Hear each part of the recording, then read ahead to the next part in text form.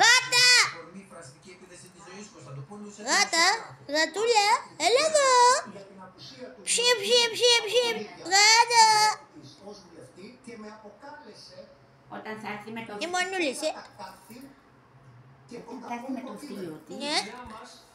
τότε θα τα βρεις κούρα. Κρύψου στο μαξιλάρι. Αγόρε, αυτή κρύβεται, αυτή πάει, αυτή κρύβεται.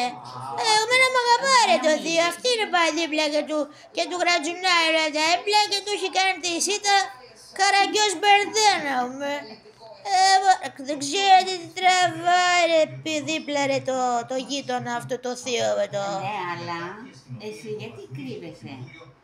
Εγώ δεν κρύβομαι. Βέβαια. Από το γατί κρύβομαι, δεν κρύβομαι από το θείο. Α, τότε μας το παίζεις Αφού μάλλον.